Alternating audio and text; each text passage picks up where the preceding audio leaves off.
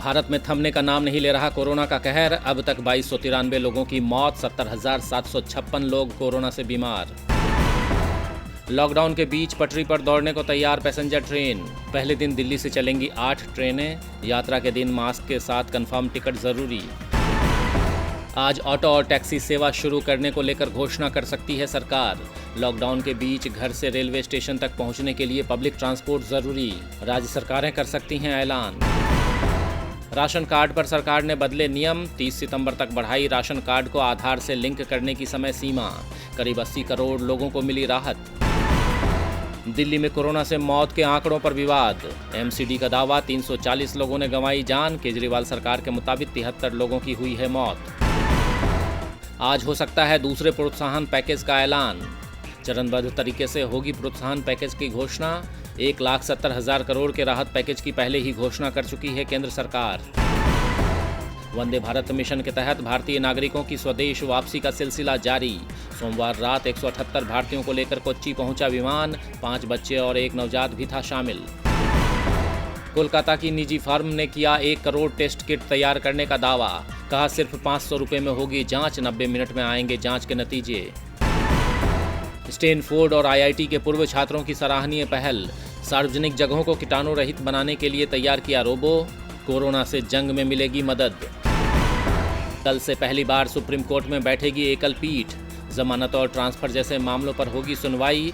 अब तक supreme court में कम से कम 2 सदस्यीय पीठ करती थी मामलों पर सुनवाई। दुनिया भर में कोरोना से गई 2,83,000 से ज्यादा लोगों की जान। संक्रमितों की संख्या हुई 41,80,000 के पार। 14,90,000 से ज्यादा लोगों ने कोरोना को दी मात। दुनिया में कोरोना वायरस से सबसे ज्यादा प्रभावित देश है अमेरिका। मृतकों की संख्या 80,000 के पार। 13,67,000 से ज्यादा लोग संक्रमित। रोजाना हजारों लोग गंवा रहे हैं जिंदगी। पाकिस्तान में भी जमकर कहर बरपा रहा है कोरोना। अब सेना के मेजर मोहम्मद असगर की कोरोना से हुई मौत। अब तक पाकिस्तान में 30,000 से ज्यादा लोग हो चुके हैं संक्रमित। कोरोना वायरस पर अमेरिका और चीन के बीच नहीं थम रही तल्खियां।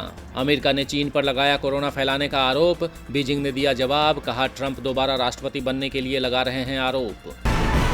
हांगकांग में सरकार विरोधी नारेबाजी करने वाले 200 से ज्यादा प्रदर्शनकारी किए गए गिरफ्तार। पुलिस ने भीड़ पर काली मिर्च पाउडर की गोलियां भी चलाईं। गैरकानूनी ढंग से एकत्रित होने, संपत्ति को नुकसान पहुंचाने का है आरोप। लॉकडाउन को आगे बढ़ाना हो सकता है आत्मघाती।